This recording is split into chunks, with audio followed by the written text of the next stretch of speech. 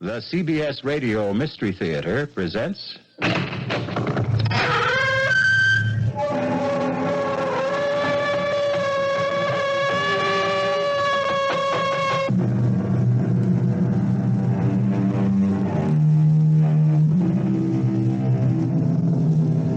Come in. Welcome. I'm E.G. Marshall. Welcome to our world of mystery and the macabre. Sit back and lend us your fears. Have you ever seen a ghost? It is an experience of such horror as to turn your blood to ice. Oh, I know, there are those who scoff, but they have never met a ghost. Mel Stout was a scoffer, but not his wife, Liz. And on the night they first drove up Gormley Gorge Road to Gormley Lodge... All right, Mel, you laugh if you want to, but the fact remains that the Putnams were driven off the bridge over Gormley Gorge by a ghost driver in another car. Who says? The sheriff. He told me that the wife lived long enough to tell the story. How a car driven by a skeleton came driving straight at them, and her husband swerved aside, and off the bridge they went. She was dying. She was in a state of shock. No! What? No, it's a car! It's coming out of the Holy bridge! Toledo! Oh, my gosh. He went right by. You and your ghost drivers, Liz. It was just another car, and it passed us. Yes, it passed us. This time.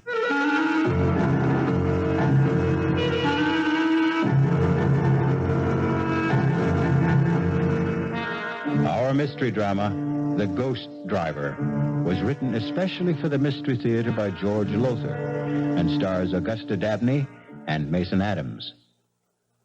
It is sponsored in part by Anheuser-Busch Incorporated, brewers of Budweiser, and by the Kellogg Company, makers of Kellogg's Special K cereal. I'll be back shortly with Act One. The WBBM News Time, 10:36, as we return to the CBS Radio Mystery Theater.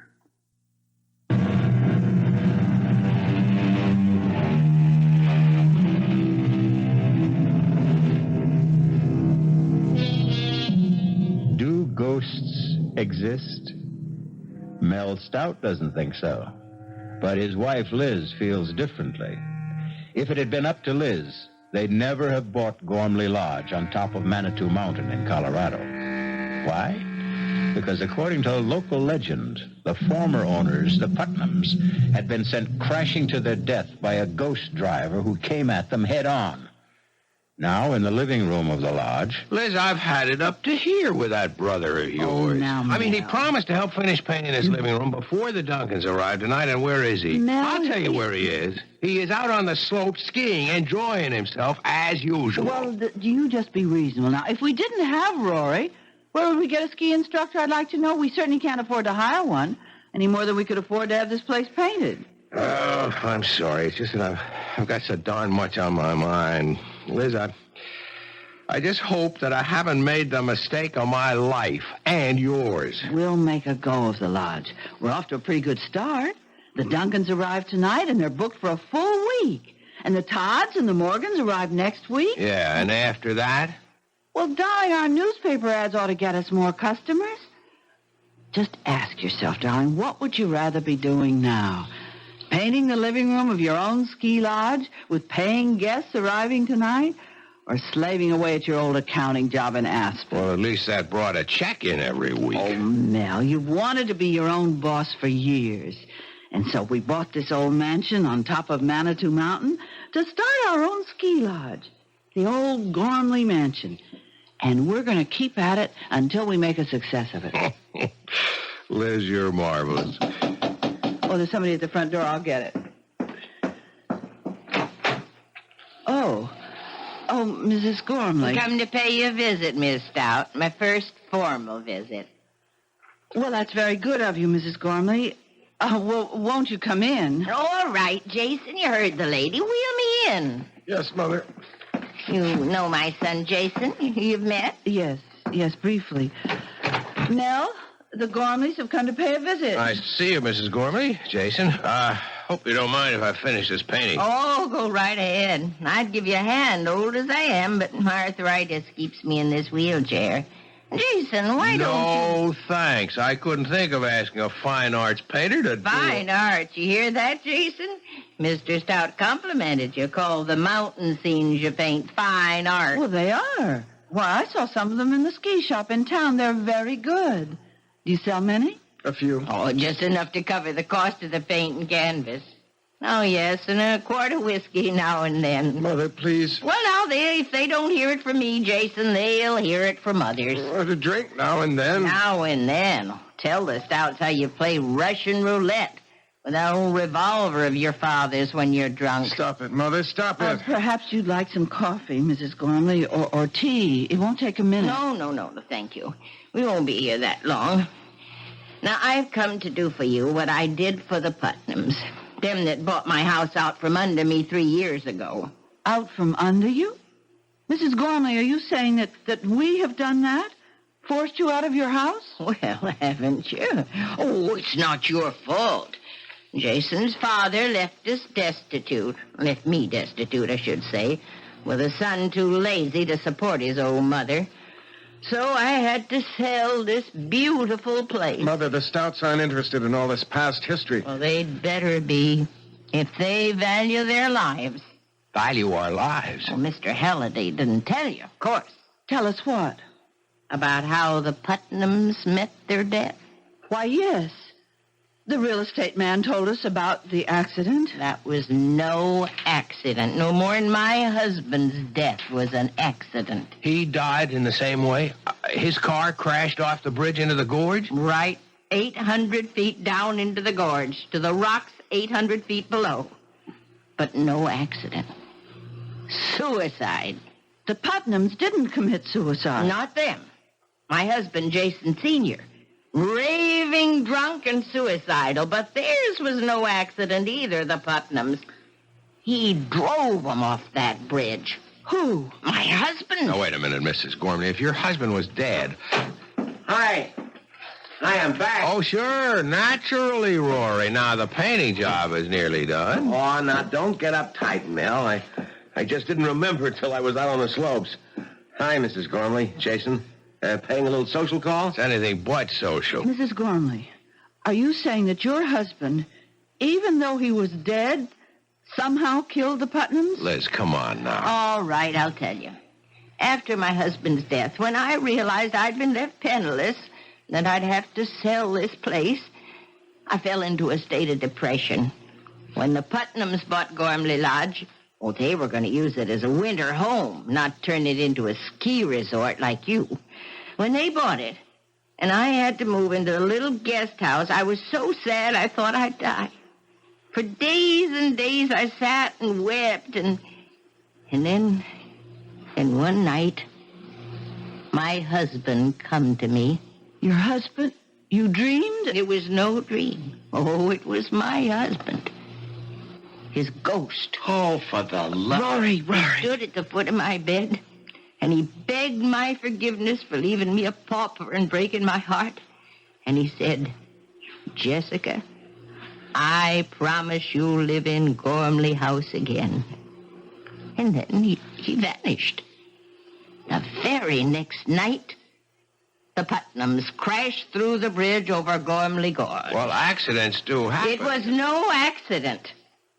Now, the real estate man didn't tell you the whole story. Mrs. Putnam lived long enough to tell just what had happened. You can ask the sheriff.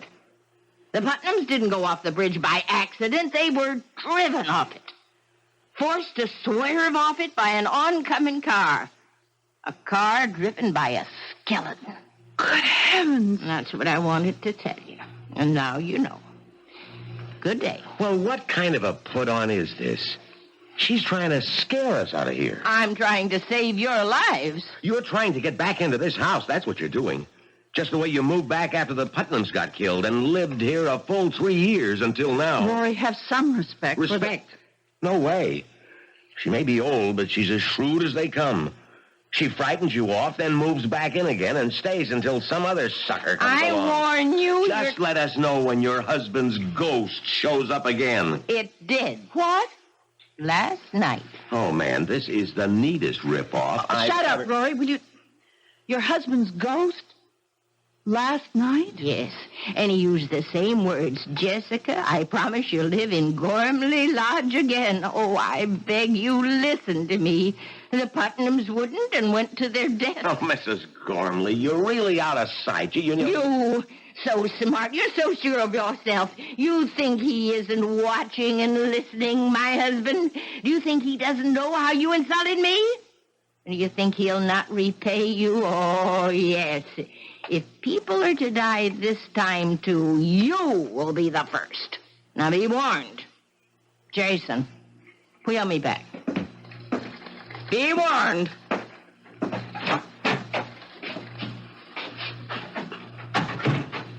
Rory, you shouldn't have talked to Mrs. Gormley like that. You didn't spring for that crazy story, did you? I don't know. I wonder. What, Liz? Mel, call the sheriff. Find out if Mrs. Gormley's telling the truth. Oh, come on, Liz. I look like a fool. Anyhow, I've got to finish this paint job. What? Liz, you're not... I must find out. Suit yourself. You always do.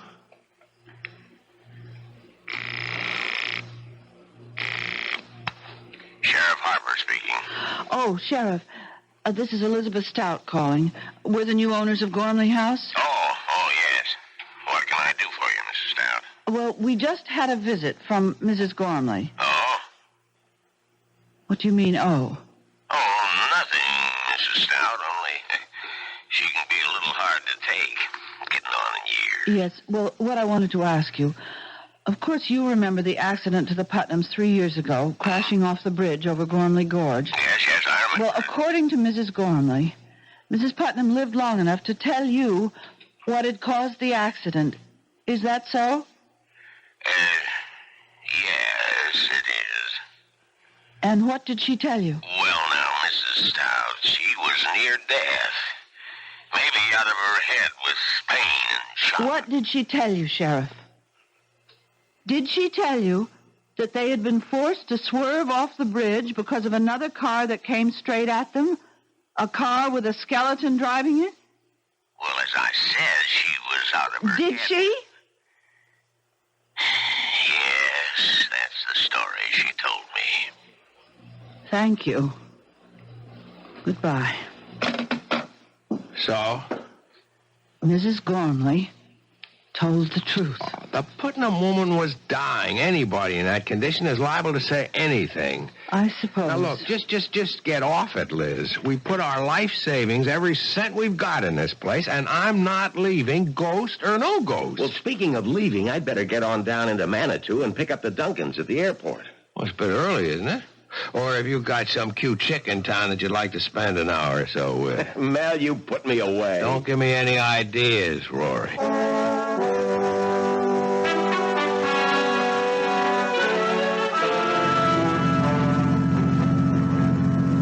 This is some road, Rory. You drive it often? In the dark, I mean? A few times, Mr. Duncan. Well, it's frightfully steep and curvy. Now, don't push the panic button, Mrs. Duncan. I'll get you to the top of Manitou Mountain safe enough. You'll be enjoying a hot toddy in front of the fireplace at Gormley Lodge before you know it. Maybe you better slow down a little. Oh, it's okay. That was just a patch of loose shale. You much of a skier, Mr. Duncan? Oh, I do okay. My wife will need some lessons, though. I take it Gormley Lodge has a pro. Oh, the best. Me? Oh. Well, fine. Say, this road is steep and curvy. Must be pretty spectacular. Views, I mean, in the daytime. It's spectacular enough right now, what I can see in the headlights. We've got some views, all right. Here's one. It's real cool. From the bridge over Gormley Gorge. Steep? 800 feet straight down. Yeah, it's too bad there isn't a moon tonight. I'd stop on the bridge and let you have a look. What's that sound? We're crossing the bridge now. A wooden bridge over Gormley Gorge. About 500 feet across. Hey, what's it? Lights of a car coming fast. That damn fool is coming straight at us. Get over! A skeleton driving that car. Hey, we're going off the bridge!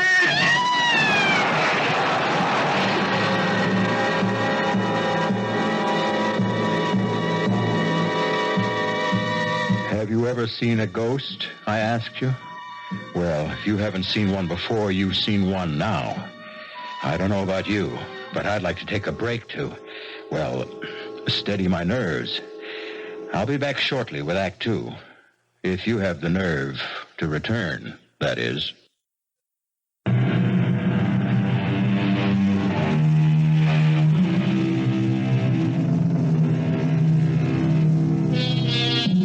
Terror, unless you have experienced it, is only a word.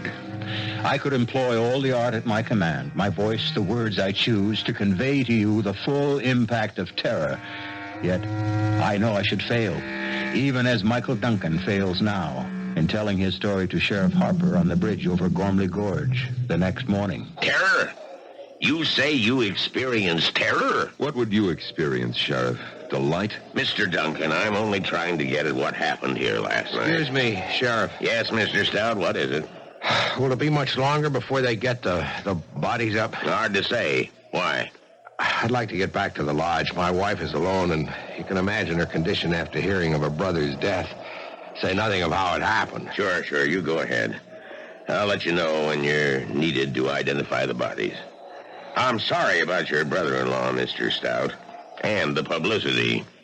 Publicity? And this is the second time the ghost driver has struck. Ghost driver? And the news has got out. I hear they're sending reporters over from Aspen. That's great. That's just what I need. That'll end my ski resort business for good. Not that it ever got started. Wait a few minutes and I'll ride back up with you. Nothing I can do either till they recover Jill's body. Oh, yes, there is, Mr. Duncan. You can give me a full account. Now, look, Sheriff, I've told you all I know. We were driving across this bridge when we saw this other car coming straight at us. Stout's brother-in-law was driving. He swerved to avoid the oncoming car and went through the guardrail. In the split second between swerving and going through the rail, I leapt clear and saved myself. I wish I could say the same for that boy and Jill, my wife. About the skeleton at the wheel of the other car. Why do you keep harping on that? Because it's something to harp on. If you saw a skeleton driving that car... I didn't. You said... I know what I said, but I've got to be wrong. I couldn't have seen what I thought I did. Why not? Because I don't believe in skeletons driving cars. I don't believe in ghosts. Now, take it easy, Mr. Duncan. All I'm after is a complete report. The facts. All you're after is the publicity you're going to get out of this. Put you on the map, won't it, Sheriff? Why, you might even get a job in one of the big Colorado ski resorts like Aspen or Vail. That'll be enough, Mr. Duncan. You can go. I'll phone the lodge when I need you.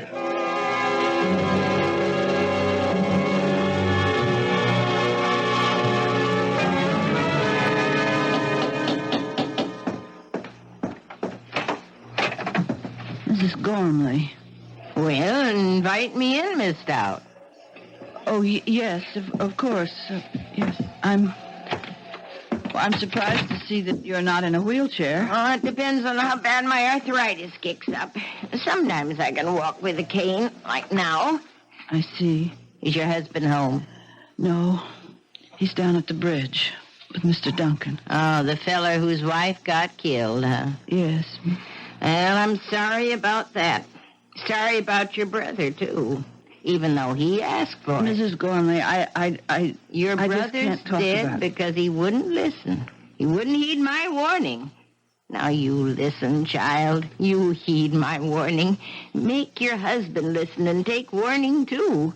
You leave this place. Leave it today. Don't think I wouldn't. We wouldn't if we could. We can't. All our savings are tied up in Gormley Lodge. Listen to me, listen. Now, my dead husband came to me again last night.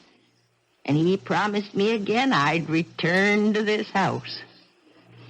You love this old house, don't you? Well, it was my life.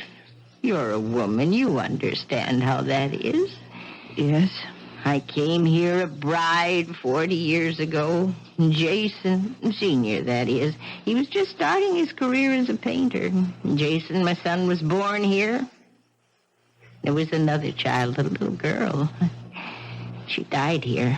No, this house isn't made of wood and stone. I'm sorry. I'm so sorry. Oh, I think they've come back. Yes, my husband and Mr. Duncan are back. Well, I'll go then. Oh, well, Mrs. Gormley, I'm going to put some coffee on. You stay. Have a cup. No, I can't bear to go on looking at people who I know are going to die. What's this? Die? Who's going to die now? You are, Mr. Stout. You and your wife. If you don't heed my warning and leave as soon as possible. Now, what's all this, Stout? Who is this woman? Jessica Gormley used to own this place. Oh, the woman you told me about. The one who claims her husband's ghost visits her. I don't just claim it. It's true. Who are you? My name's Michael Duncan. Oh, yes. The one whose wife went to her death in the gorge last night. Well, you take my advice, too. You leave here. Leave as fast as you can. How about a drink, Stout? Oh, so you two won't listen. The ghost driver killed your wife last night, and yet you won't listen. Well, let me warn you once and for all. What was that? A shot. It was a gunshot. Jason! Oh, it's happened. He's killed himself. Oh. She's fallen. Liz, help her up and keep her here. Duncan, you come with me.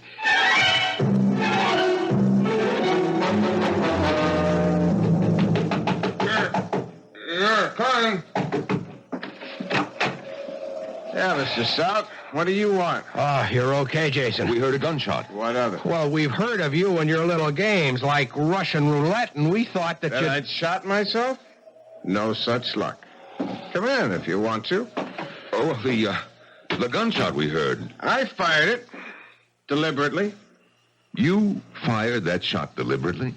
You ask a lot of questions for someone I haven't even met. This Mike Duncan, he and his wife are to be my first guests. It was his wife who got killed last night. Oh.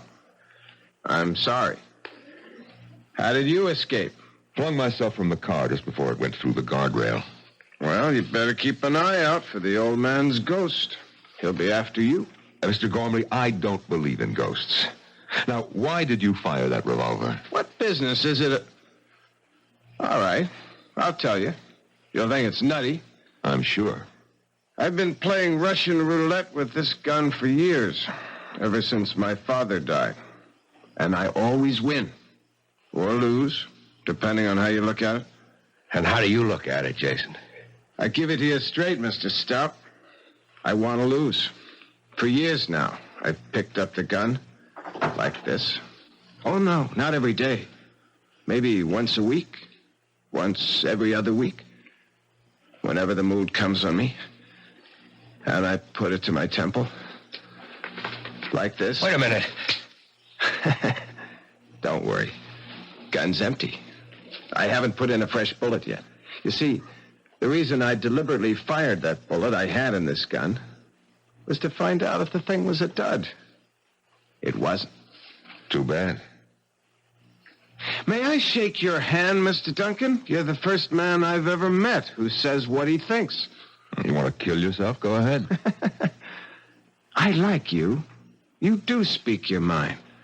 And now, gentlemen, if you'll excuse me, I've got to get back to this painting of mine. By the way, what do you think of it? Pretty lurid, isn't it? That's just the right word for it, Mr. Stout. See? There's the car swerving and crashing through the bridge.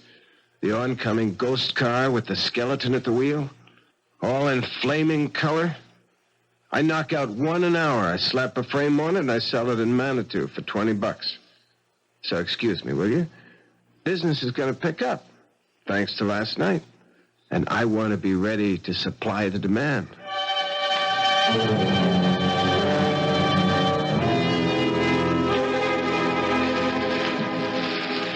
It's been a rough 24 hours, Miss Stout. It's a nice chair. Just right for sitting in front of a fire. Cost you plenty, I'll bet. Yes, plenty. But that isn't what I'm thinking about. You're thinking about your brother and my wife lying in their coffins at the undertaker's in Manitou. Yes, and also that even a small village like Manitou has an undertaker. Birth, death, taxes. The only sureties in life, Mrs. Stout. Liz. Mike. I like your husband. Me too. He told me about everything. About what getting this ski resort means to you. Your life savings invested, all that. All down the drain, I'm afraid. The publicity? What else? Every reservation's canceled. Well, all except one. But that'll come in, too. It has, Liz. Yes? There it is. Please cancel my reservation for next week, Frank Norton. Has a family of 4. Telegram phoned in from Aspen. Anybody got a sponge? A sponge? So I can throw it in. I'm through, Mike. You always give up this easy? What do you mean, easy? Just that. Do you always fade when the going gets tough? Well, this is the time to start fighting. Does it make good sense to let all this go down the drain because somebody's playing a trick on you? A murderous trick? Do you think it's a trick? What else could it be? A skeleton driving a ghost car? What else but a trick? Well, what else? You were in that car last night. You saw. And it was a skeleton behind the wheel of the oncoming car. You told the sheriff that. You can still say that it was a trick, yes. What kind of trick? Damn it, Mike, you admit you saw a skeleton driving a car, but you can still call it a trick?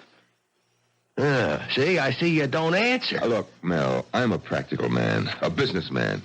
You think being a businessman is simple? No. I've had troubles that would make yours look like nothing. Today you won't find anybody more successful than me. But I've been bankrupt twice. Yes, and paid off every cent. How? Well, not by running away the way you want to, but by standing up and fighting.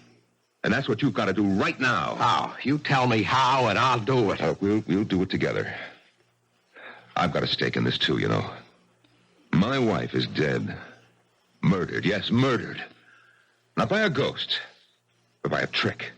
And if it's the last thing I do, I'm going to find out who played that trick and make him pay. And you don't think it's a ghost? Do you? Answer me. Do you believe in ghosts?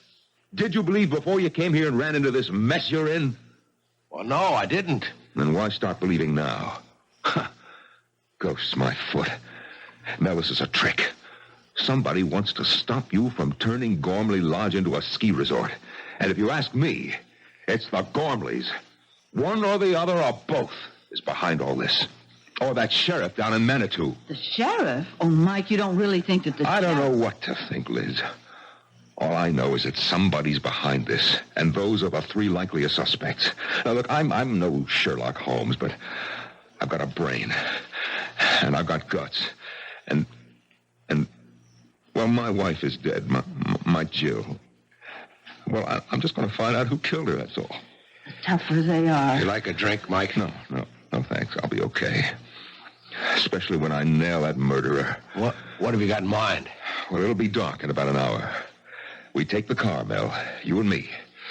We take the car, and we drive up and down that road, all night if necessary, to meet up with this so-called ghost driver. And when and if we meet up with him... Yes? If and when you meet up with him, what? We don't turn aside.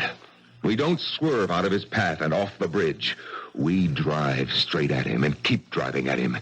If he's a ghost in a ghost car... we'll drive through him. And if he isn't? If he isn't? Well, if he isn't, it'll be one hell of a crash.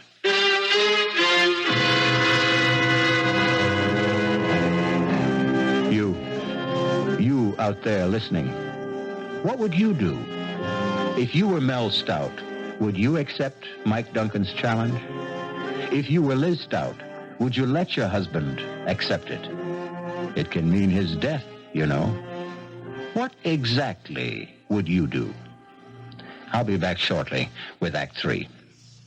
This is WBBM Chicago, News Radio 78.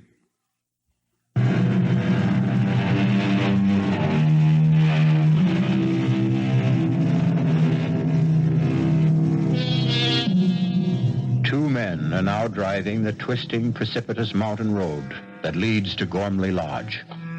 One, Mike Duncan, believes that the ghost driver they hope to meet is nothing but a trick. Mel Stout his life savings, every penny at stake, has had no choice but to go along.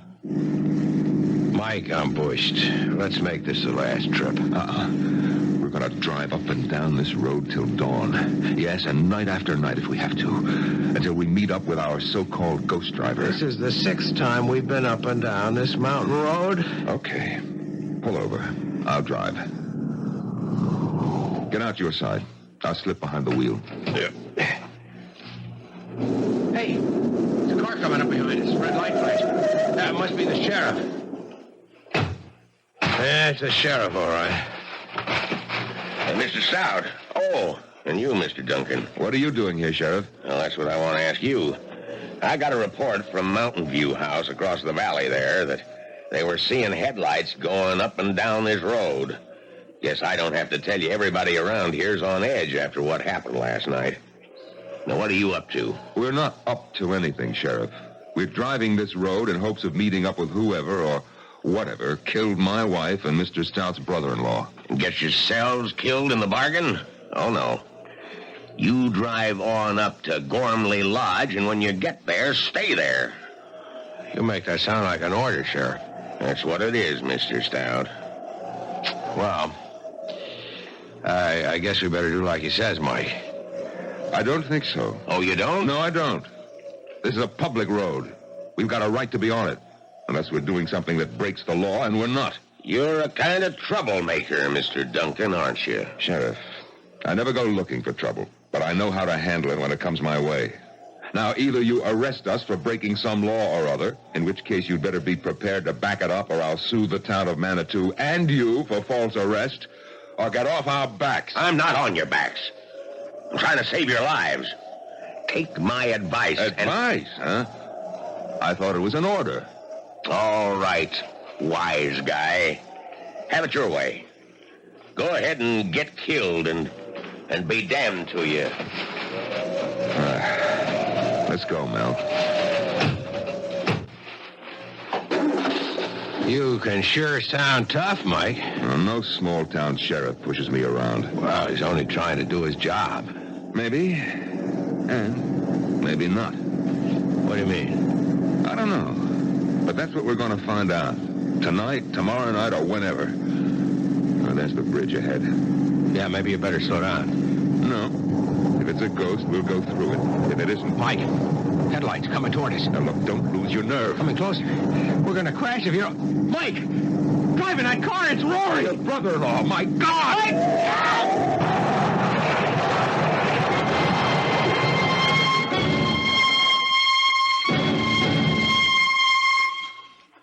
Nell, Mike, I can't believe it. Can't believe it myself, Liz.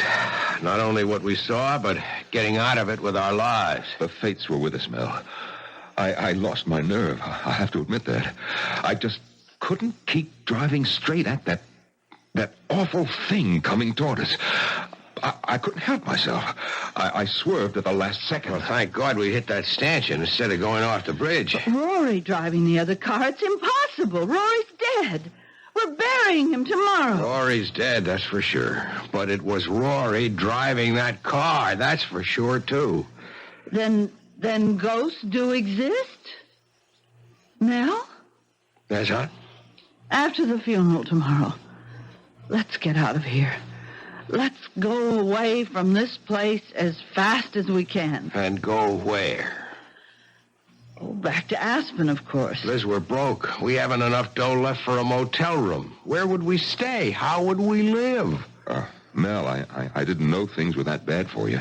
Putting this place back in shape cost me just about every penny I had. Well, look, would a loan help? You'd be willing to... Oh, sure. I like you two, and, well, the way things turned out, we've gotten to know each other real fast. Practically friends. So... well, if you can use a loan... That's generous of you, Mike. It is generous of you, Mike, and I appreciate it, but... no, thanks. What'll you do? Do what you said I ought to do. Fight this thing.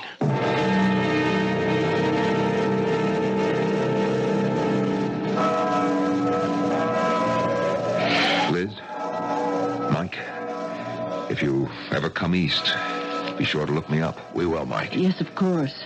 You won't change your mind about the loan? Can't. Would only be putting off what's bound to happen. Unless what? Unless I can find the answer to what goes on here. There's something bothering me, something I feel that I saw somewhere but didn't pay much attention to at the time. Well, what about it, this something? It's just something that's bothering me is all. Something that just could give me the answer to all of this. Well, good luck. You deserve it. Oh, there's the taxi that's going to take me to the airport. Goodbye, Liz. Goodbye, Mike. Bye-bye, Mike, Bye. and thanks. Well, we'd better get on back, Liz. Liz, you coming? Yes. But, Mel, you better know it now. No matter what you intend to do, I won't be staying.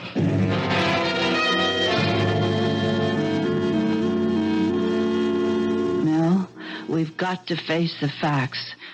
Buying this place was a big mistake. I admit it now. But there's no sense in crying over spilt milk. What's done is done. So, darling, let's just turn our backs on it, walk away from it, and start again. Start what again? The treadmill of office work? The dreary day-to-day monotony of auditing accounts, toting up figures? I can't bear to go back to that kind of life. I have got to make a go of this. I don't have any other choice. But is it worth your life? Ghost or no ghost, Mel, it's killed 4 people. It would have been 6 if you and Mike Duncan hadn't been lucky enough to hit that stanchion.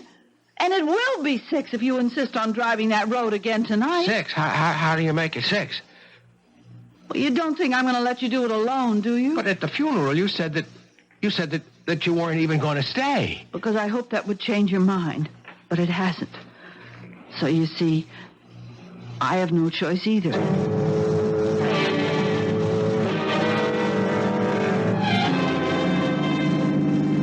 It's just like last night with Mike.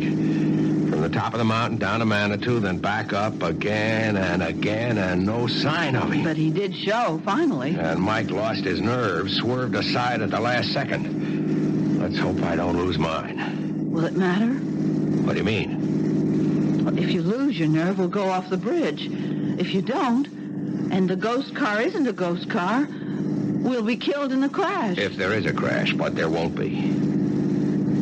You seem awfully sure of that. I am.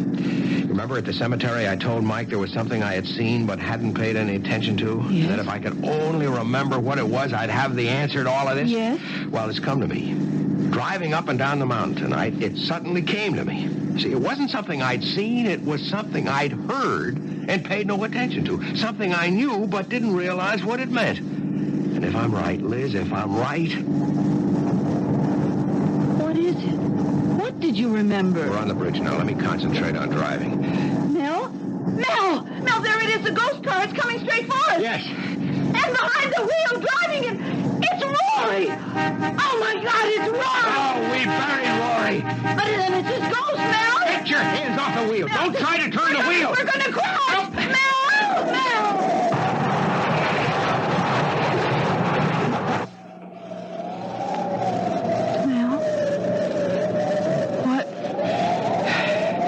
This time he swerved and he went off the bridge, just as I knew he would. How?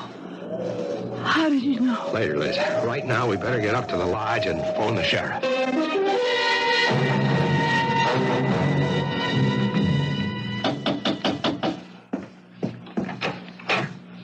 Oh, come in, Mrs. Gormley. Mel? Mrs. Gormley's here. Please, won't you sit down? Yeah, thank you. Hello, Mrs. Gormley. I'm sorry about last night. I'm not. Mrs. Gormley, Jason was your son. Oh, he was the torment of my life.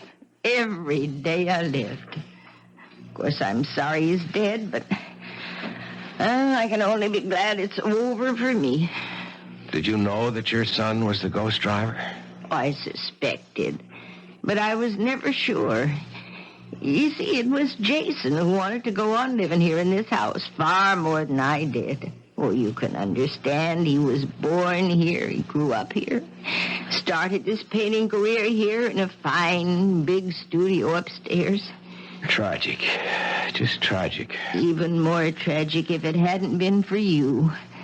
How did you come to know? What made you realize that my son was the ghost driver? A gunshot. A gunshot? The shot he fired to see whether the bullet he used for playing Russian roulette was live or not.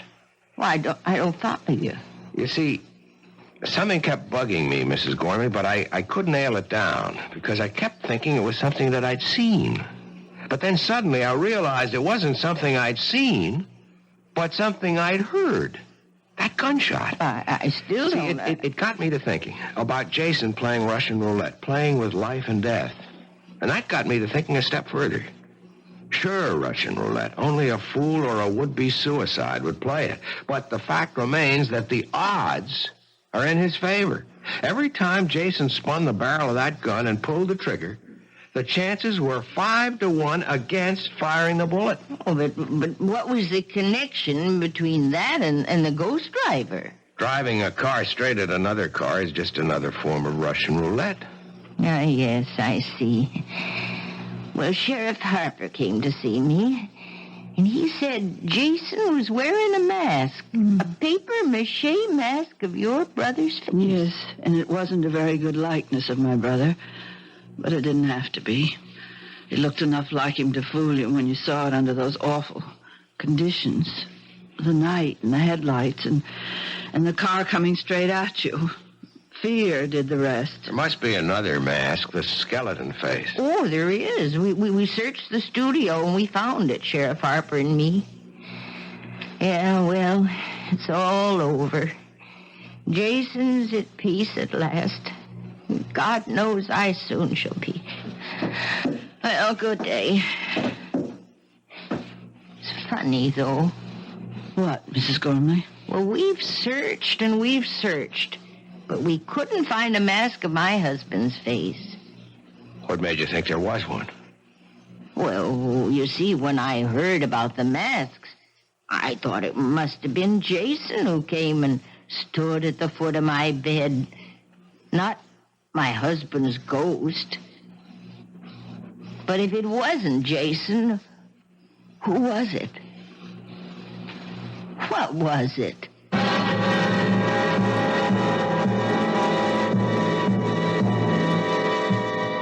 An interesting question. What was it indeed? Makes you wonder. Does the spirit live on? Are there such things as ghosts? Think about it. I'll be back shortly.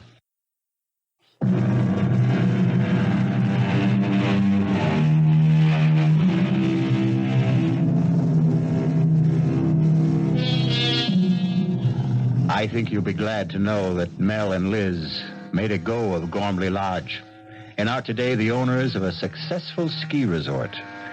Old Mrs. Gormley passed on a few years ago.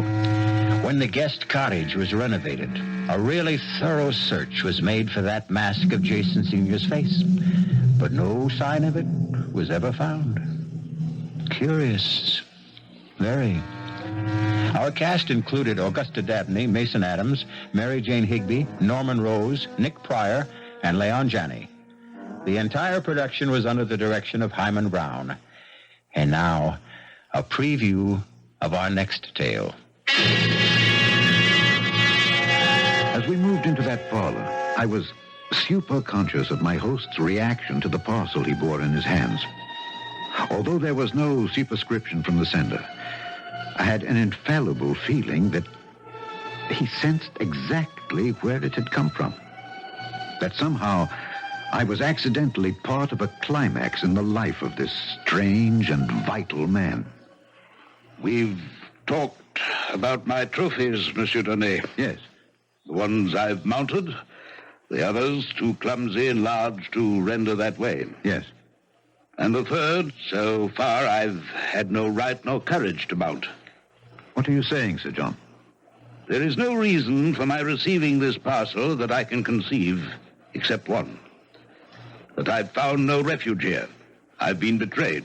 Radio Mystery Theater was sponsored in part by new sugar-free diet 7-Up. This is E.G. Marshall inviting you to return to our Mystery Theater for another adventure in the macabre. Until next time, pleasant dreams.